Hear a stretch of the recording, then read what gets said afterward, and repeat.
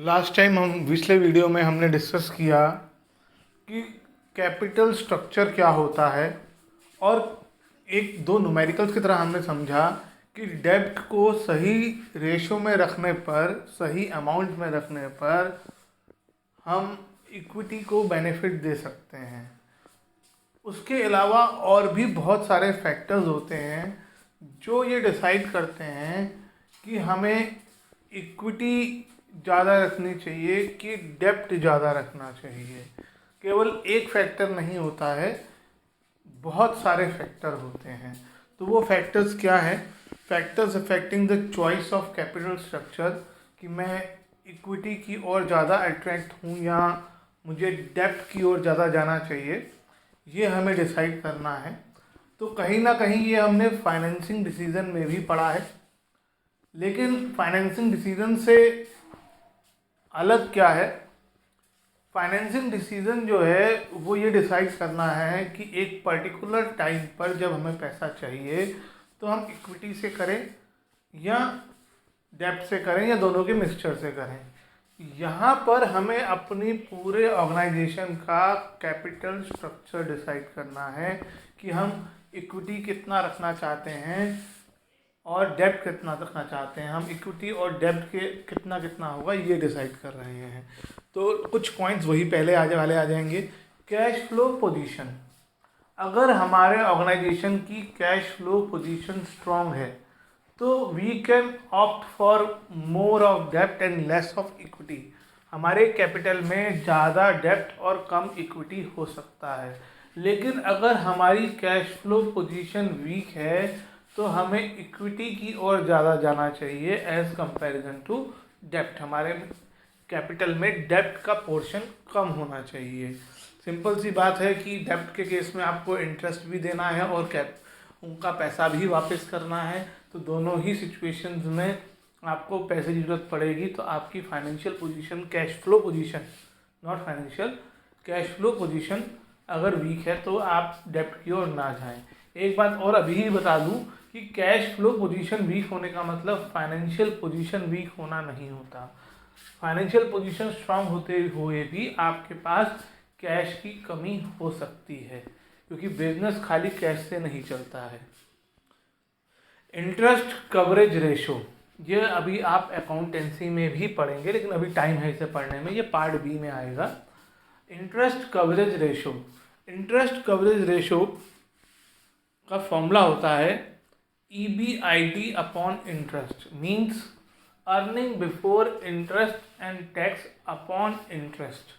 ये क्या बताता है? ये बताता है कि हम अपने प्रॉफिट में से इंटरेस्ट कितनी बार पे कर पाएंगे।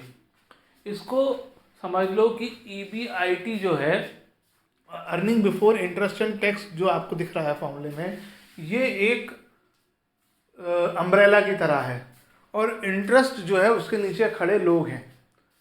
तो जब तक लोग कम हैं, यानी एक ही जना खड़ा है तो वो बारिश से बच सकता है, दो आ गए तो बच जाएगा। जैसे जैसे पर्सन बढ़ते जाएंगे तो एक टाइम ऐसा आएगा कि बारिश से बचना मुश्किल हो जाएगा, इवन आप गीला होना शुरू हो जाओगे।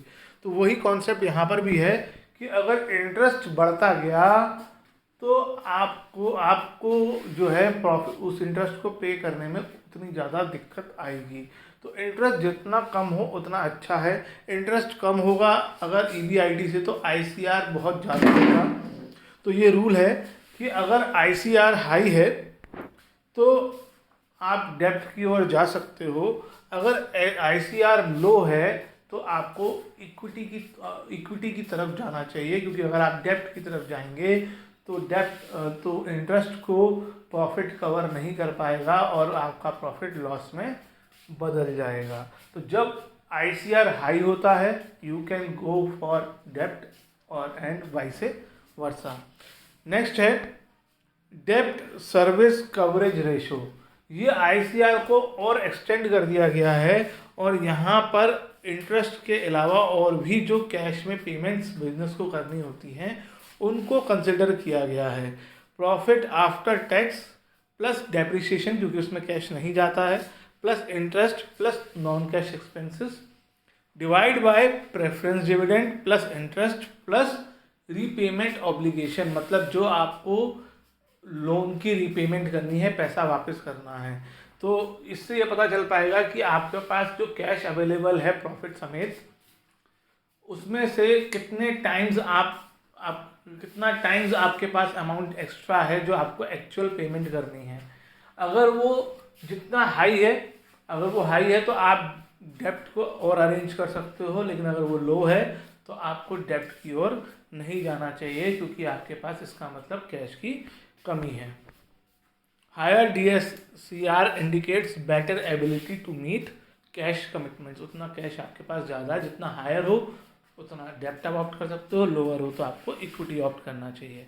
रिटर्न ऑन इन्वेस्टमेंट, ये अभी हमने डिस्कस किया न्यूमेरिकल के थ्रू, ROI, हमारी इन्वेस्टमेंट पे कितना रिटर्न मिल रहा है। इस पॉइंट में हम दो फैक्टर कंसिडर करेंगे, रिटर्न ऑन इन्वेस्टमेंट और इंटरेस्ट ऑन डेप्ट, जो वहाँ पर भी मैंने समझाया आपको।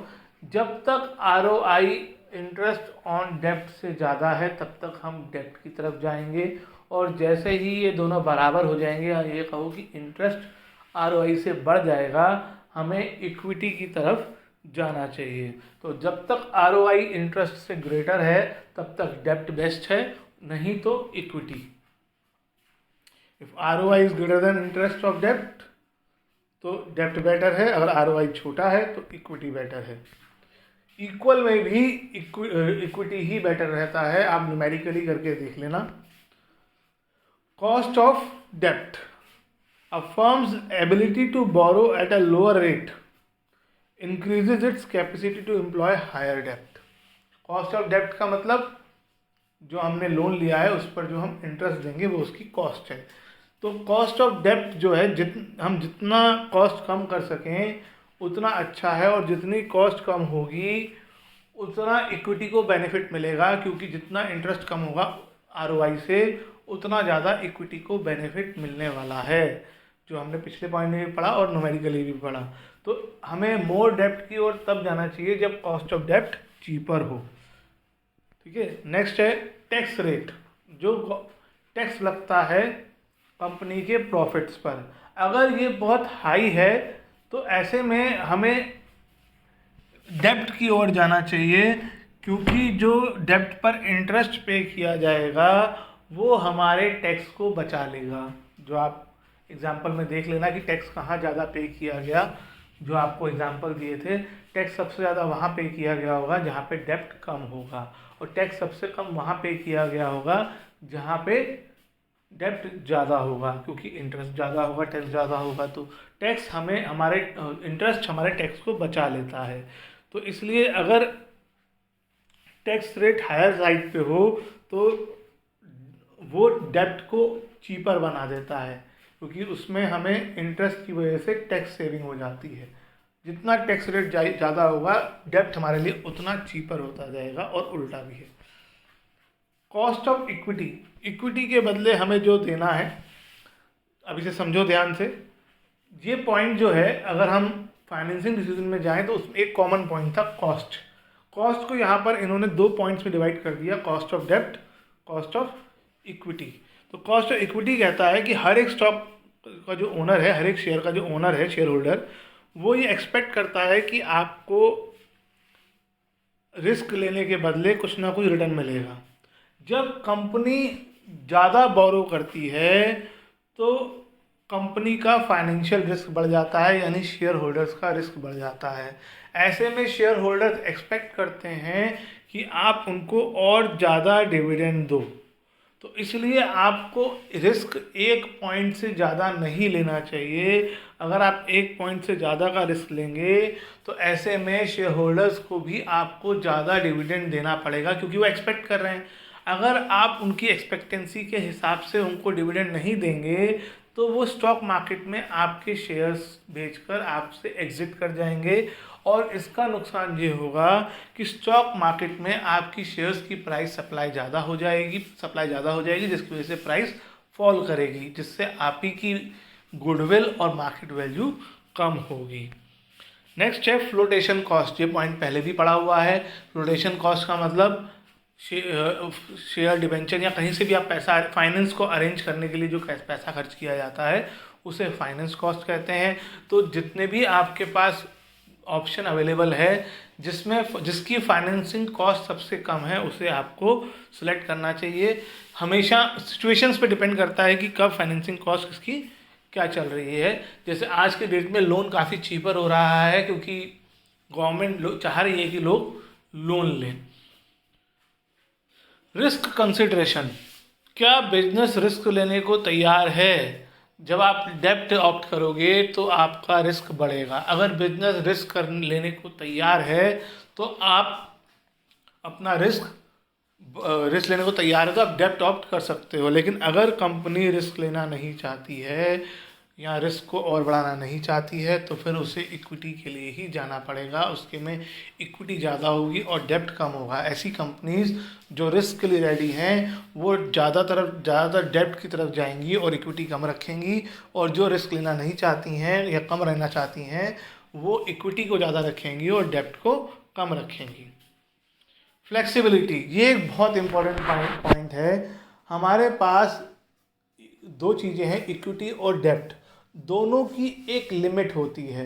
इक्विटी की लिमिट डिसाइड करती है हमारा मेमोरेंडम ऑफ एसोसिएशन जो हमने लास्ट ईयर पढ़ा। कंपनी के मेमोरेंडम ऑफ एसोसिएशन में एक कैपिटल क्लॉज होता है जिसमें बताया जाता है कि कंपनी अपनी लाइफ में मैक्सिमम कितने शेयर इशू कर सकती है, तो कंपनी उससे आगे नहीं जा सकती। और डेप्ट जो है वो उसकी भी एक लिमिट होती है। ऐसा नहीं है कि मैं अगर बैंक से लोन लेने जाऊंगा तो मुझे कितना भी लोन मिल जाएगा। जब मैं लोन लेने जाऊंगा तो बैंक जो है सबसे पहले मेरी एनुअल इनकम पूछेगा, पूरे साल की इनकम। तो उस इनकम के हिसाब से, हर एक पर्सन की एनुअल इनकम के हिसाब से ये डिसाइड होता है कि वो बैंक से कितना लोन ले सकता है। ऐसे ही कंपनी कितना लोन ले सकती है, कितना बोरो कर सकती है, उसकी भी एक लिमिट है। तो आप कभी भी किसी भी चीज़ की लिमिट ख़त्म करना नहीं चाहेंगे। अगर आप डेब्ट की लिमिट ख़त्म कर देंगे और फ्यूचर में आपको ऑप्शन मिलता है, यानी आप इक्विटी लिमिट ख़त्म करने का मतलब आपने जितना मैक्सिमम आप बोरो कर सकते थे उतना बोरो कर लिया। फॉर एग्जांपल आपके पास 100 करोड़ बोरो करने का ऑप्शन था और आपने 100 करोड़ बोरो कर लिए। अब आपको फ्यूचर में फिर फाइनेंस की ज़रूरत है, तो ऐसे में अब आप बोरो नहीं कर सकते, जबकि आपको हो सकता है कि लोन जो है वो चीपर मिल रहा हो, लेकिन आप बोरो नहीं कर सकते क्योंकि आप अपनी लिमिट ख़त्म कर चुके हैं। इसलिए ये कहा गया है कि फ्लेक्सिबिलिटी मेंटेन करो और किसी भी लिमिट को पूरा इस्तेमाल मत करो, उसको पूरी लिमिट तक इस्तेमाल मत करो, ताकि फ्यूचर में अगर ऐसे सर्कमस्टांसेस आए जहाँ पर आपको मौके का फ़ायदा उठाना हो तो आप मौके का फ़ायदा उठा सको। कंट्रोल, आपको ये पता है, पहले ही बताया गया, डेब्ट आपके बिजनेस के कोई कंट्रोल में इफेक्ट नहीं डाल सकता, लेकिन इक्विटी आपके बिजनेस के कंट्रोल में इफेक्ट डालती है। अगर आप इक्विटी बढ़ाओगे तो आपका बिजनेस पे कंट्रोल कम होता जाएगा। अगर आप बिजनेस के कंट्रोल को बांटना नहीं चाहते हो तो आपको डेब्ट ऑप्ट करना चाहिए, और अगर आप बिजनेस के कंट्रोल को बांटने में कोई दिक्कत नहीं है आपको तो आप इक्विटी ऑप्ट कर सकते हो। इसमें एक लाइन लिखी है, डेब्ट normally does not cause a dilution of control. Dilution का मतलब आपके कंट्रोल का ख़त्म हो जाना या कम हो जाना। डाइल्यूट वर्ड मिक्स करने से होता है कि पानी के अंदर जैसे नमक मिक्स हो जाता है, डिजॉल्व या डाइल्यूट हो गया, तो वहीं से ये वर्ड आया है। तो डेब्ट जो है आपके कंट्रोल को कम नहीं करता है, कंट्रोल को ना बढ़ाता है ना कम करता है। लेकिन इक्विटी अगर आप जाओगे, नए शेयर होल्डर्स आएंगे तो आपका कंट्रोल ऑटोमेटिकली कम हो जाएगा। रेगुलेटरी फ्रेमवर्क, इंडिया में रेगुलेटरी फ्रेमवर्क है सेबी। हर कंट्री में अलग अलग है, तो हमारी कंट्री में सेबी है जो ये डिसाइड करती है कि आप कब शेयर इशू कर सकते हो, कब नहीं कर सकते हो। जब भी आपको चाहे शेयर इशू करने हो या डेब्ट का ऑप्शन लेना हो तो पहले आपको सेबी से अप्रूवल लेना पड़ता है, और जो भी आपको काम करना है वो सेबी की गाइडलाइंस के अकॉर्डिंग करना है। अगर सेबी के गाइडलाइंस को आप फॉलो नहीं कर पाओगे तो आप चाहकर भी पैसा अरेंज नहीं कर सकते। अगर सेबी की गाइडलाइन है कि आप अभी डेब्ट इशू नहीं कर सकते, डिवेंचर इशू नहीं कर सकते, तो आप नहीं कर सकते। आपको अप्रूवल लेना है, आपका अप्रूवल नहीं मिलता है तो वो आप काम नहीं कर पाएंगे। तो हमारी कंट्री का जो रेगुलेटरी फ्रेमवर्क का मतलब रेगुलेटरी ऑर्गेनाइजेशन वो होता है जो उस जिस चीज़ की बात कर रहे हैं हम, जिस चीज़ को कंट्रोल करना है उस चीज़ के रूल्स और लॉज बनाता है। जैसे बैंक्स का रेगुलेटरी फ्रेमवर्क है आरबीआई, वो पूरे बैंकिंग सिस्टम को रेगुलेट करता है। ऐसे ही हमारे ये जो फाइनेंशियल सिस्टम को पूरा कंट्रोल सेबी करता है, फर्म्स की, कंपनीज की फाइनेंशियल सिस्टम को। स्टॉक मार्केट कंडीशन कैसी हैं कि हम पहले भी डिस्कस कर चुके हैं। स्टॉक मार्केट कंडीशन अगर कंपनी के फेवर में है तो वो उनके शेयर आसानी से बिक जाएंगे, तो they can opt for equity. लेकिन अगर स्टॉक मार्केट हमारे फेवर में नहीं है, या ये खाली हमारा नहीं, या मान लो कि जैसे आजकल स्टॉक मार्केट है क्योंकि कंपनीज का पोजीशन अच्छी नहीं है तो लोग स्टॉक मार्केट में ज़्यादा इन्वेस्ट नहीं कर रहे हैं क्योंकि रिस्की है, क्योंकि बिजनेस बहुत अच्छा नहीं चल रहा है। तो स्टॉक मार्केट जो है इन्वेस्टमेंट के पॉइंट ऑफ व्यू से इस वक्त अच्छा नहीं है, तो लोग इन्वेस्ट नहीं कर रहे हैं। तो आज की डेट में अगर आप शेयर इशू करोगे स्टॉक मार्केट में तो हो सकता है वो इजीली ना बिकें, तो ऐसे में आपको डेब्ट की ओर जाना पड़ेगा। तो स्टॉक मार्केट की कंडीशन क्या है, क्या वो फेवरेबल है? अगर वो फेवरेबल है तो इक्विटी के लिए जाएं, अगर वो अनफेवरेबल है तो वो ऐसे में आप डेब्ट आपको ऑप्ट करना पड़ेगा। Capital structure of other companies, दूसरी कंपनीज के कैपिटल स्ट्रक्चर को स्टडी करके भी हम ये काम कर सकते हैं। स्पेशली जो सक्सेसफुल कंपनीज हैं उनके कैपिटल स्ट्रक्चर को देखना चाहिए कि वो क्या डेब्ट और इक्विटी को किस हिसाब से चला रहे हैं और कैसे उनको यूज़ कर रहे हैं। ज़रूरी नहीं है कि हम उनको आंखें बंद करके फॉलो करें, हम उनका क्राइटेरिया देख सकते हैं। We can follow their examples, है ना। हम दूसरी सक्सेसफुल कंपनीज को देख सकते हैं कि वो कैसे प्रॉफिट अर्न कर रही हैं with the help of their capital structure, कैसे वो ट्रेडिंग ऑन इक्विटी कर पा रही हैं। तो ऐसा नहीं कहा है कि आंखें बंद करके उनको फॉलो करो, लेकिन उनको स्टडी करना भी एक उन्होंने कहा है कि तरीका है। तो ये 14 पॉइंट्स थे जिसमें से कुछ पॉइंट्स आप फाइनेंसिंग डिसीजन में ऑलरेडी पढ़ चुके थे, तो लगभग वही आपको एक्सप्लेन करना है। तो जो कॉमन पॉइंट्स हैं तो आप उन्हें कॉमनली याद कर सकते हैं।